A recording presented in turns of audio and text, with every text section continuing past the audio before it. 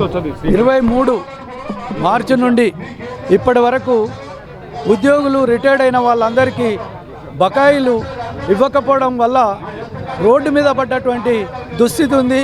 ఈ సందర్భంలో టాప్రా నిర్వహించినటువంటి ధర్నా శిబిరంలో మేమంతా హాజరై మేము ఏక మొత్తంలో అందరినీ డ్యూస్ లేకుండా మొత్తం చెల్లించాలని డిమాండ్ చేస్తున్నాం.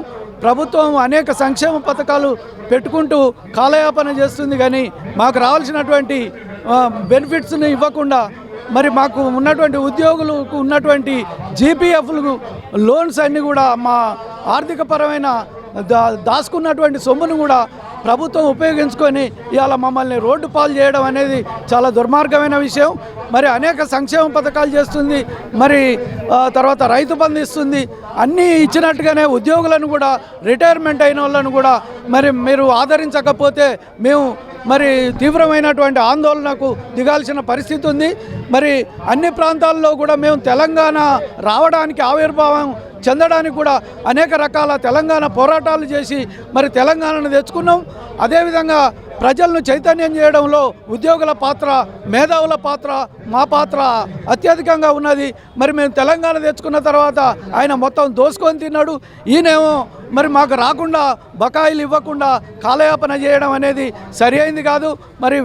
మరి సుందరీకరణ పేరుతోటి అనేక రకాల సంక్షేమ కార్యక్రమాల పేరుతోటి ఈ విధంగా కాలయాపన చేయడం అనేది సరి అయింది కాదు. మరి ఉద్యోగులు మరి తలుచుకుంటే ఎంతటి పరిస్థితినైనా మీ ప్రభుత్వాన్ని కూలదోసేటువంటి పరిస్థితి ఉంటుంది. మరి ఒక పక్క రిటైర్డ్ ఎంపీలకు, ఎమ్మెల్యేలకు అనేక రకాల సంక్షేమ పథకాలు ఇస్తున్నారు. మరి అవన్నీ వేస్ట్ కాదా? వాళ్ళు ఒక్కసారి గెలిస్తే వాళ్ళ జీవితకాలం పెన్షన్ ఇచ్చేటువంటి పరిస్థితి ఎందుకు అవసరమవుతుంది? వాళ్ళు ఏమన్నా సేవ చేసినరా? మరి ప్రజలకు ఏమన్నా సంక్షేమం చేసినరా? ఎప్పటికీ జీవితకాలం వాళ్లకు అనేక రకాలైన వేస్టేజ్ పెట్టుకుంటూ మరి మమ్మల్ని ఉద్యోగులుగా మరి లాస్ట్ వృద్ధాప్యంలో విశ్రాంతి తీసుకునేటువంటి సమయంలో ఇలాంటి కాలయాపన చేయడం అనేది దుర్మార్గం. ఏక మొత్తంలో వెంటనే చెల్లించాలని ఈ ధర్నా శిబిరం నుంచి డిమాండ్ చేస్తున్నాం. నా పేరు వెంకటాచారి, టాప్రా జనరల్ సెక్రటరీ, తొర్రూరు, వరంగల్ జిల్లా. జి విజేందర్ సింగ్, నాది నాగర్కర్నూలు జిల్లా. నేను 2024 ఆగస్టు రిటైర్డ్ అయ్యాను సార్. నేను గత 4 మాసాలు అంటే 6 మాసాలుగా మేము ఎన్నో రకాలుగా పోరాటం చేస్తూనే ఉన్నాం. అయినా ఈ ప్రభుత్వానికి చెల్లం వస్తలేదు. దయచేసి ముఖ్యమంత్రి గారు మా యొక్క ఈ యొక్క ధర్నాను అర్థం చేసుకొని, మా యొక్క బాధను అర్థం చేసుకొని మీరు తప్పకుండా మా మీద కన్న చూపి మా యొక్క రిటైర్మెంట్ బకాయిలు తప్పకుండా తొందరగా రిటైర్ చేయాలని ప్రకటన చేయాలని కోరుకుంటున్నాం. ముఖ్యమంత్రి గారు మీరు ప్రజల కొరకు ఎన్నో సంక్షేమ పథకాలు అమలు చేస్తూ ఉన్నారు. ఈ మధ్యనే రైతు భరోసా ఇవ్వబోతున్నారు. మాకు వాళ్ళకి ఎన్నో వేల కోట్లు ఇస్తున్నారు. మాకు ఒక 6,000 కోట్లు చేస్తే మేమంతా మీ పేరు చెప్పుకొని మంచిగా సంతోషంగా గడుపుతాం సార్. దయచేసి ఒక రాష్ట్ర పెద్దగా, ఒక రాష్ట్ర కుటుంబ పెద్దగా మా యొక్క బాధను అర్థం చేసుకొని మా యొక్క రావాల్సిన బకాయిలను తప్పకుండా తొందరలో మొత్తంగా ఈ యొక్క వచ్చే తెలుగు సంవత్సరాల పండుగ ఉగాది లోపల మా యొక్క బకాయిలను తీరుస్తారని ఎంతో ఆశతో ఇంత దూరం వచ్చాం సార్. మేము ఎన్నో ప్రవేశపెట్టారు. మేము ఎన్నో ఈ మధ్యలో మేము చాలా రకాలుగా బాధపడుతున్నాం సార్. కొంతమంది ఇల్లు కట్టుకుంటారు, పిల్లల పెళ్ళిళ్ళు ఉన్నాయి, తర్వాత ఎన్నో రకాల ఈఎంఐలు ఉన్నాయి. ఈ రకాల ఈఎంఐలకు మాకు వచ్చే జీతము దాంట్లో సగం రాస్తారు. ఇప్పుడు 36,000 మాకు జీతం వస్తే ఆ జీతంలో ఈఎంఐలు కట్టాలి, తర్వాత ఇక్కడ వేరే బాకీలు కట్టుకోవాలి. ఎన్నో రకాలుగా మాకు కష్ట నష్టాలు ఉన్నాయి సార్. దయచేసి ఒక రాష్ట్ర పెద్దగా మీరు ఎన్నో రకాలుగా ప్రజలకు సేవ చేస్తున్నారు.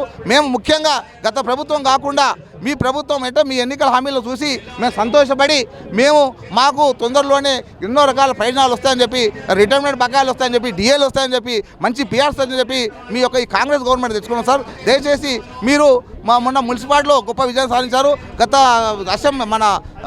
మన ఏది పంచాయతీ ఎలక్షన్లో కూడా ఎంతో విజయం సాధించారు. ఈ విజయంలో ఉండరు, మీరు ఎంతో సంతోషం ఉండరు.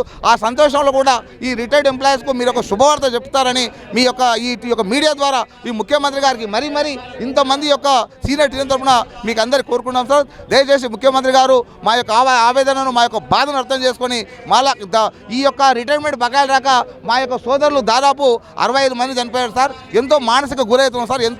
ఎంతో బాధతోన ఈ యొక్క మాటలు వస్తున్నారు సార్. దయచేసి మా బాధను అర్థం చేసుకొని మీరు ఈ మీడియా ద్వారా ఈ ముఖ్యమంత్రి గారికి ప్రభుత్వం గారికి ఒక హెచ్చరికలాగా ఉంది సార్. ఈ హెచ్చరికను అర్థం చేసుకొని మేము ఇంకా నిరాహార దీక్ష కూర్చోకముందే మా యొక్క సహనాన్ని మీరు పరిశీలించగా ఇదే మా సహనం లెక్క చేయక మీరు యొక్క తప్పకుండా ఒక పెద్ద మనసుతో మా యొక్క ఈ యొక్క బాధను అర్థం చేసుకొని మా యొక్క బకాయిలను ఏక మొత్తంలో రిలీజ్ చేయాలని కోరుకుంటున్నారు. అయితే ఈ మధ్యన మీరు ఏం చేస్తున్నారు, 700 కోట్లు అన్నారు. ఆ 700 కోట్లు మాకు వచ్చేది ఎవరికి వస్తున్నాయి ఏం కాదు ఎక్కడ అర్థమవుతుంది. నేనంటే దాదాపు నాకు 19 ఏళ్ళు నడుస్తుంది.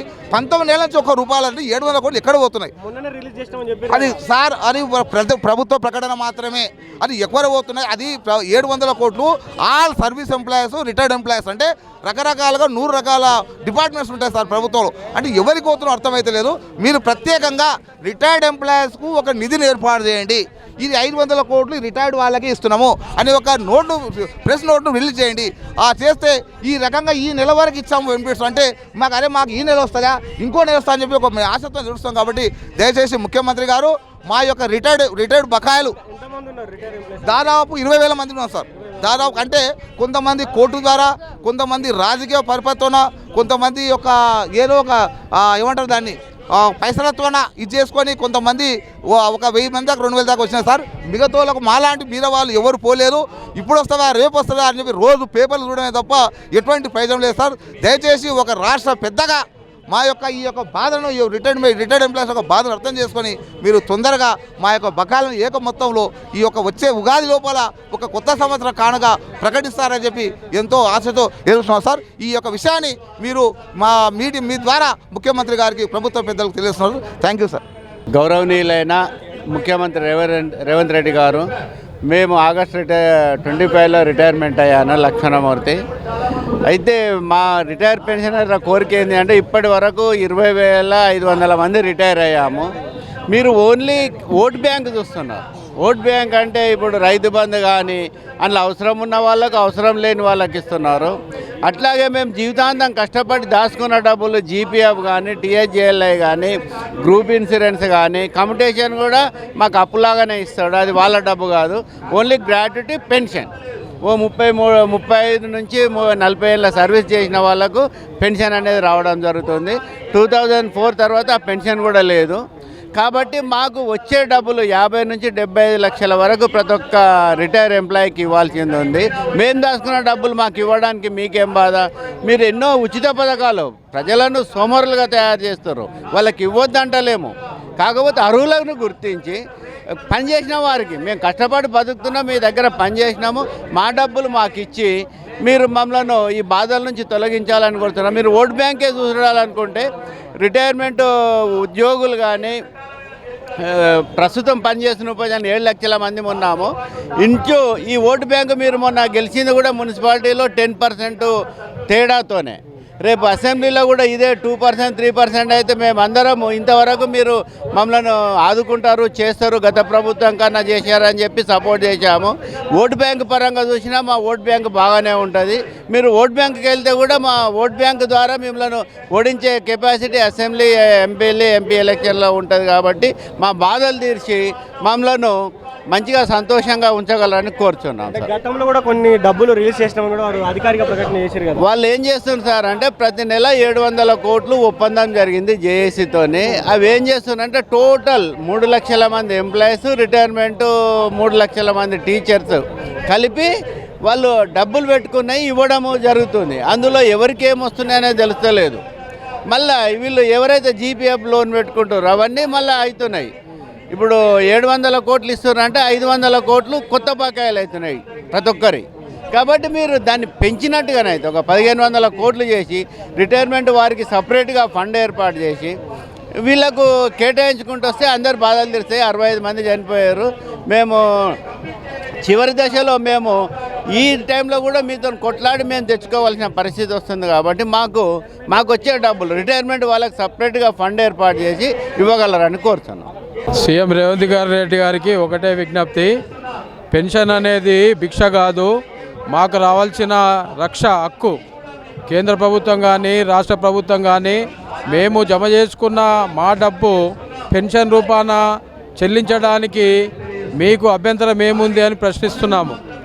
అది మేము దాపెట్టుకున్న డబ్బును మీరు ఇవ్వడానికి నిస్సంకోచము చేస్తున్నారంటే దానిపైన ఆ బాధ్యత ప్రభుత్వాందే వహిస్తుంది. ఎంతోమంది రిటైర్డ్ ఉద్యోగస్తులు ఈనాడు ప్రాణత్యాగం చేస్తూ ఉన్నారు. వాళ్ళ ప్రాణాలు పోతున్న ప్రభుత్వానికి పట్టింపు లేకుండా ఉచిత పథకాలు ప్రకటిస్తూ మన ప్రజలందరినీ కూడా సోమరిపోతుల్లాగా ఉచిత పథకాలు ఇవ్వద్దని మేము అనడం లేదు. ఆ ఉచిత పథకాలను పెడుతూ ప్రజలను చైతన్యం చేసి వాళ్ళకి ఇస్తే బాగుంటుందని మా యొక్క అభిప్రాయము. మరి మేము దాచిపెట్టుకున్న పెన్షన్ అనేది వెంటనే విడుదల చేసి మీరు గతంలో ఇచ్చిన హామీలను నిలబెట్టుకుంటేనే రేపు రానున్న ప్రభుత్వానికి మీకు ముఖం ఉంటుంది. కానీ ముఖం లేని మాటలు మాట్లాడి నేను అది ఇస్తాను ఇది ఇస్తాను అని చెప్పి ప్రగల్భాలు పలికిన లిస్టులో మీ యొక్క సీఎం పదవి మరి ఆ మాదిరిగా చెందడం జరుగుతుంది. కాబట్టి దీన్ని గ్రహించి ముఖ్యమంత్రి గారు మాకు రావాల్సిన పెన్షన్ వెంటనే విడుదల చేయాలి. జీపీఎఫ్ తర్వాత గ్రాట్యుటీ జీపీ ఇవన్నీ కూడా మేము దాచిపెట్టుకున్న డబ్బులన్నీ కూడా వెంటనే విడుదల చేసి నేను అందరూ మెచ్చుకున్న సీఎం లాగా నువ్వు పేరు తెచ్చుకున్నప్పుడే నువ్వు ఇచ్చిన హామీలను నిలబెట్టుకున్న వాడివి అవుతావు.